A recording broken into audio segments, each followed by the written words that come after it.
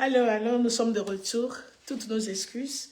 On ne sait pas ce qui est arrivé, toutes nos excuses. Nous allons continuer. Alléluia. Nous sommes en train de prêcher sur le thème « Souffle sur moi ». Et nous avons lu notre première écriture dans Psaume 51, verset 11.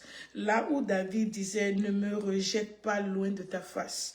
Ne me retire pas ton esprit saint. » Alléluia. Si tu es là, est-ce que tu peux commencer par partager? Partage le live, partage le direct, parce qu'on était obligé de sortir et de revenir maintenant. Amen. Si tu peux le faire, fais-le. Dis à ton ami qu'on est de retour. Amen. Amen. On ne sait pas ce qui s'est passé, mais nous sommes de retour. Est-ce que tu peux inviter quelqu'un?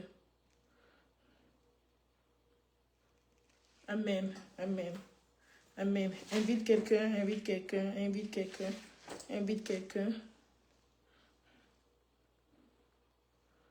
Invite quelqu'un. On donne quelques minutes. On était obligé de sortir du live pour retourner. On était obligé de sortir pour y retourner. Donc, partage avec quelqu'un. On sera tellement bref aujourd'hui que l'ennemi le veut ou pas. Nous allons proclamer l'oracle de Dieu. Alléluia. Donc, nous disons que David avait commis un péché tellement grave. Alléluia. Waouh. Les gens vont revenir. Il faut partager. Il faut partager. Je sais que c'est un peu difficile, mais il faut partager. Invite les gens que nous sommes de retour. Le premier live, on était obligé de quitter, de sortir, mais nous sommes là. Alléluia. Donc, je disais que David avait fait un péché tellement grave. Et en demandant pardon à Dieu, il s'est basé sur 2 points. Et nous allons considérer un. Nous allons voir pourquoi nous avons tellement besoin de ça dans notre vie de chaque jour. Ton mariage en a besoin, ton business en a besoin, et ta carrière en a besoin, et ton ministère en a besoin. Je te dis, ta vie doit dépendre de ce que nous allons dire ce soir. Alléluia. Donc, quand David avait fait le péché et il a reconnu, il a dit à Dieu que Dieu, je reconnais ce que j'ai fait. Ce que j'ai fait est mal. Mais premièrement, ne me rejette pas loin de toi. 2, ne retire pas. Seigneur, ne retire pas ton esprit de moi. Quand j'étais en train de prier et de méditer sur ce que David a dit, je dis que tu viens d'offenser quelqu'un. Premièrement, tu as forcé la femme à coucher avec elle. Deuxièmement, tu as tué son mari. Troisièmement, tu n'as même pas pitié du peuple parce que le peuple d'Israël était en guerre et toi tu es sur ton l'étage de ta maison et tu fais des conneries. Alléluia. Pourquoi dans tout cela on n'a pas dit que David a cherché à aller vers la famille de l'homme pour demander pardon ou bien demander pardon à la femme, à pas Dieu. Il demande Dieu. Je peux accepter toutes les punitions, mais à condition, je t'en supplie, ton esprit là, ne le retire pas de moi. Je dis ce soir, Dieu va nous aider et nos vies seront restaurées. Ta vie sera restaurée. Ce dont tu as besoin, l'Éternel est au point de te le révéler aujourd'hui. Alléluia.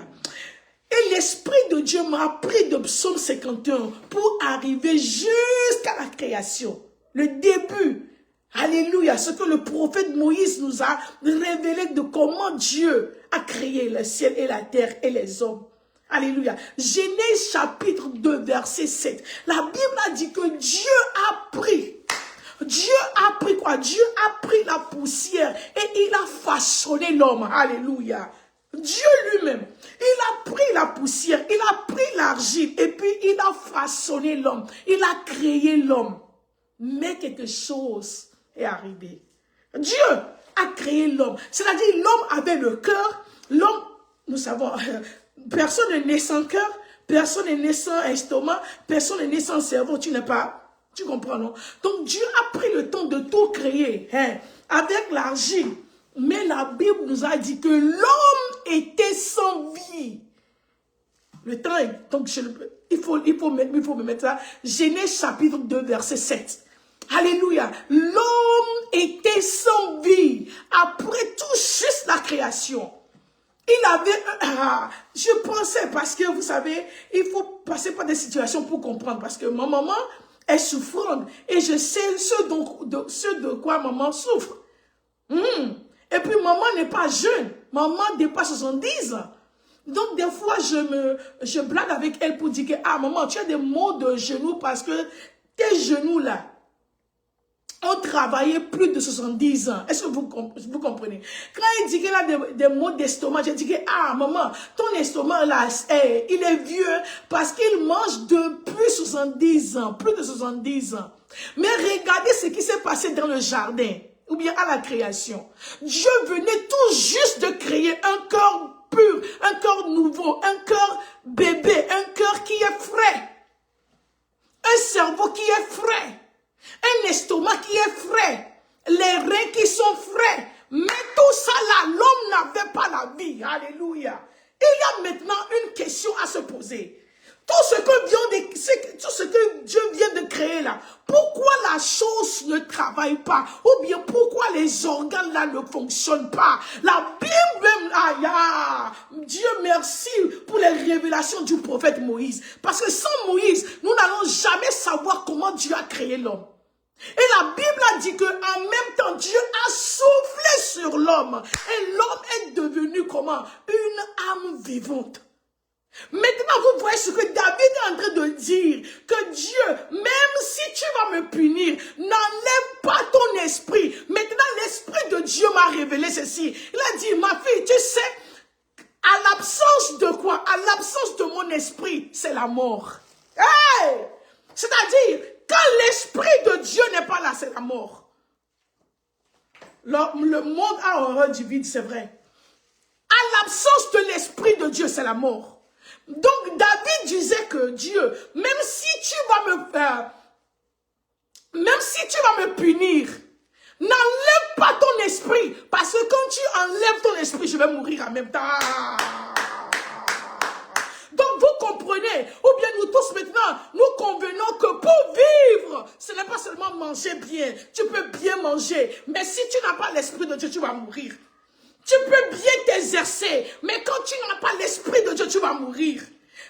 Tu comprends? Tu peux avoir, je ne sais pas, une bonne vie, mais si tu n'as pas l'esprit de Dieu, tu vas mourir. Maintenant, vous comprenez ce que Dieu a dit à Adam et Ève dans le jardin, que le jour que vous allez manger l'arbre là, vous allez mourir. Qu'est-ce que Dieu veut dire? Vous allez sortir hors de la présence de Dieu. Sans l'esprit de Dieu, l'homme n'est rien que la mort. Oh!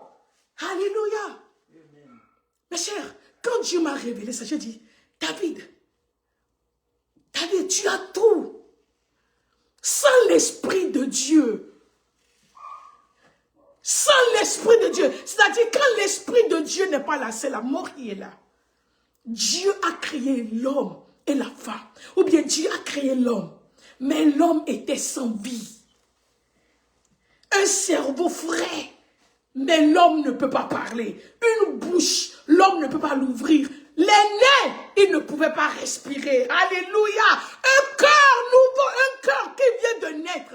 Mais le cœur ne peut pas battre jusqu'à ce que l'Esprit de Dieu ne vienne. Mes chers, je suis là pour quelques minutes seulement pour te dire, tu vois le problème que tu as. Ne cherche plus à gauche ni à droite sur les montagnes, dans les vallées auxquelles l'ennemi me poursuit. Non, la première chose et la dernière chose qu'il faut savoir, est-ce que l'Esprit de Dieu est avec moi? Mon frère, si l'Esprit de Dieu est avec ce business, ce business ne peut jamais connaître l'échec.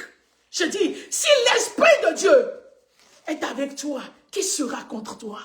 David a dit, mon Dieu, tu peux me punir comme tu veux, mais ton esprit là, ne le retire pas.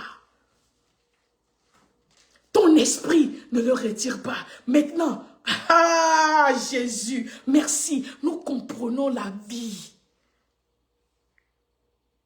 Maintenant, nous avons la révélation de la vie. Arrêtons de courir sans l'Esprit de Dieu.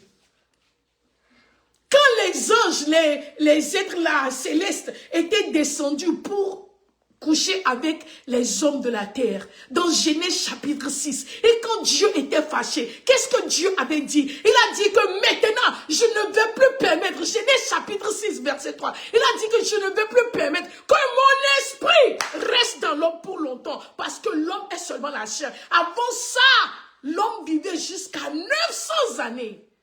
Tant que l'Esprit de Dieu est avec toi, tu vas vivre. Aïe, aïe, aïe. Je dis, tel que l'Esprit de Dieu est avec toi, qui peut opter ta vie. Même si ton corps est faible. La même manière, quelle que soit ta vigueur, quelle que soit ton intelligence, quelle que soit ta nutrition, quel que soit ce que tu fais, si l'Esprit de Dieu n'est pas avec toi, si l'Esprit de Dieu n'est pas avec toi, ce soir, je suis là pour te dire ce dont tu as besoin le plus, ce dont tu as besoin dans cette maison-là, ce dont tu as besoin pour vivre mieux, ou bien pour vivre, avant de dire mieux même, c'est quoi? Ce n'est pas l'argent, ce n'est pas le visa, ce n'est pas le travail, ce n'est pas, je ne sais pas, ce n'est pas les choses que tu peux citer ou bien ce que tu peux aller acheter. C'est l'Esprit de Dieu. C'est l'Esprit de Dieu. Je dis, quelles que soient les situations, quelles que soient les circonstances, quelles que soient les péripéties de la vie, si l'Esprit de Dieu est sur l'homme, tu ne vas nulle part. Le séjour de mort ne peut jamais te connaître. Ne retire pas mon esprit. Dieu a créé Adam. Dieu a créé l'homme. Mais l'homme était sans vie. L'homme qui n'a même pas péché était sans vie. L'homme qui n'a pas péché, Adam n'est pas né d'une femme pour dire qu'il est né dans le péché. Mais sans l'Esprit de Dieu, le gars ne pouvait pas se lever. Le gars ne pouvait pas parler. Le gars ne pouvait pas marcher. Le gars ne pouvait rien faire. Jusqu'à ce que l'Esprit de Dieu était soufflé sur lui. Ce soir, je ne sais pas dans quelle situation tu es. Je ne sais pas là où la vie t'a poussé. Je suis là avec ce message. Arrête de chercher les résultats ou bien le résultat ou bien la solution là où tu ne devais pas aller. La solution se trouve avec Dieu et dans Dieu, le souffle. Quel que soit ce que tu traverses, est-ce le ministère qui est mort? Est-ce le mariage qui est mort? Est-ce l'avancement qui est mort? Est-ce tes finances, tes enfants, l'éducation, les relations? Des fois, l'ennemi tue notre relation, ou bien nos relations. Tu ne sais pas, tu commences par avec des problèmes, sur des problèmes avec ton boss, avec la personne qui t'aime plus. Mon frère, ne cherche pas à argumenter. Ma soeur, ne cherche pas à argumenter. La première des choses, demande à ce que Dieu souffle son esprit. Ce mariage va revivre encore. Tu te souviens de Ézéchiel, dans la vallée, où il y avait les ossements. Alléluia. Dieu a dit, prophétise seulement. Il y avait un vent que nous pouvons attester aujourd'hui que l'Esprit de Dieu avait soufflé sur ces os-là qui étaient desséchés. Dieu m'envoie pour dire à un homme, Dieu m'envoie spécialement pour dire à une femme, Dieu m'envoie spécialement pour dire à un ministre de Dieu, Dieu m'envoie spécialement pour dire à toi qui m'écoutes maintenant que ce dont tu as besoin, ce n'est pas un médicament, ce dont tu as besoin, ce n'est pas une bonne nourriture, ce dont tu as besoin, ce n'est pas les connexions, ce dont tu as besoin, ce n'est pas les relations, ce dont tu as besoin, c'est le souffle de vie. Le souffle de vie. Si tu peux commencer par élever, chercher la face de Dieu, arrête tout parce que tu as tenté. Qu'est-ce que tu n'as pas tenté? Toi qui me regardes, qu'est-ce que tu n'as pas tenté? Qu'est-ce que tu n'as pas essayé dans la vie? Quelle porte tu n'as pas frappé? Quel voyage tu n'as pas fait? Quelle demande tu n'as pas déposée? Mais regarde, ta vie est comme un cercle. Tu tournes autour du même pot. Ce soir, l'Éternel m'envoie pour te dire,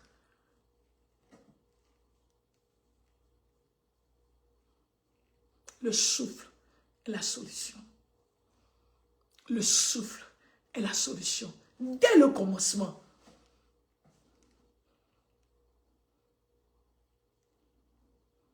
il était la source. À la fin, il est toujours la source. La Bible a dit, Jésus était mort. Et après, la révélation nous a dit, si le même esprit, tu vois non, qui a ressuscité, ça veut dire que Jésus là, c'est l'esprit qui l'a ressuscité. Si le même esprit qui a ressuscité Jésus, je suis en train de prophétiser sur ta vie. Toi, tu cours, tu dis, oh, qu'est-ce que je vais faire encore? Arrête toutes choses. Ce dont tu as besoin de faire, c'est de chercher Dieu, afin qu'il souffle sur toi, qu'il souffle sur cette maladie, qu'il souffle sur ce problème, qu'il souffle sur ces malentendus, qu'il souffle sur ces échecs, qu'il souffle sur ces dettes, qu'il souffle sur cette église. Je dis, cette église va vivre encore au nom de Jésus. Ce mariage va vivre encore au nom de Jésus. Cette carrière va vivre encore au nom de Jésus. Vous savez, quand nous traversons les choses et nous jouons les clés les plus basses de notre vie, nos ennemis sont tellement contents.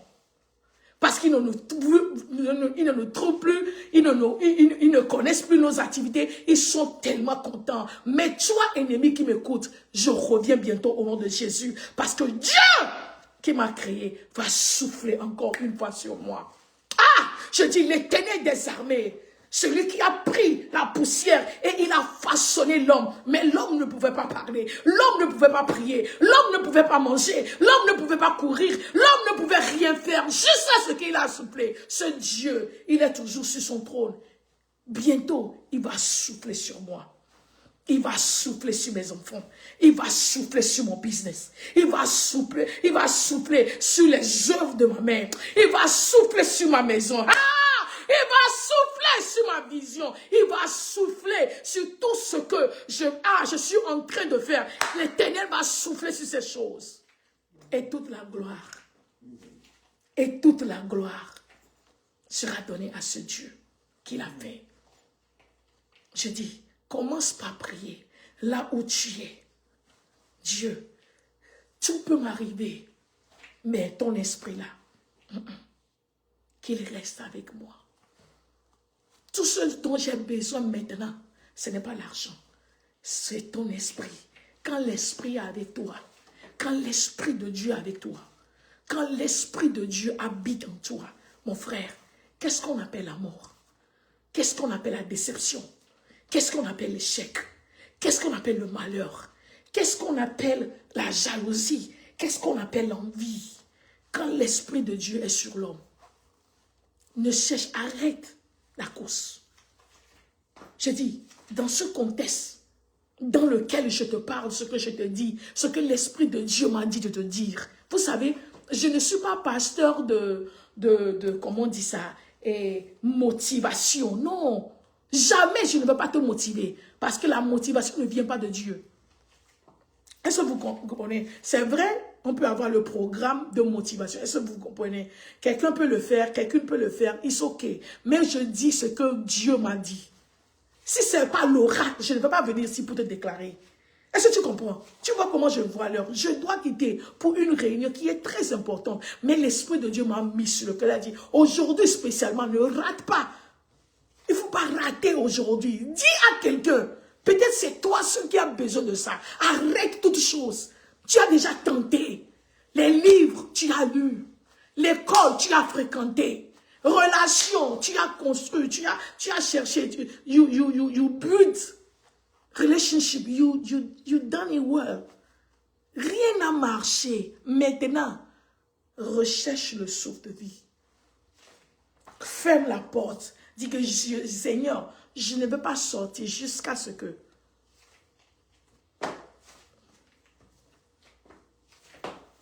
je ressente encore ce souffle. le souffle de vie, le souffle de Dieu. Il a soufflé sur l'homme. Hey!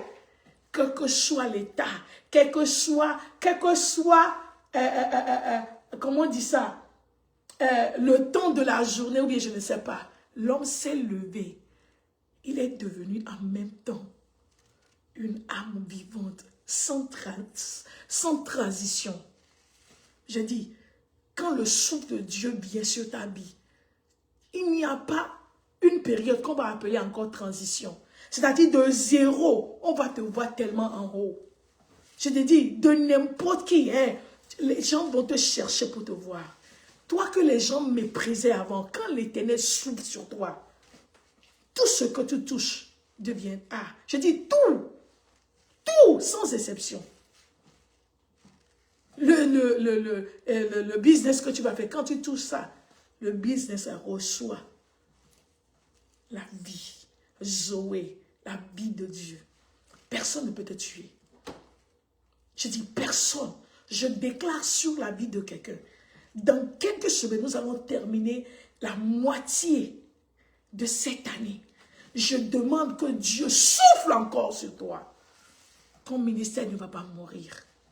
Ta vision ne va pas mourir. Ah, je dis, ta vision ne va pas mourir. Ce mariage ne va pas mourir. Cette relation ne va pas mourir. Ce projet de voyage ne va pas mourir. Non, parce que le souffle de Dieu est sur toi. L'Esprit de Dieu est sur toi. Est-ce que quelqu'un est béni ce soir?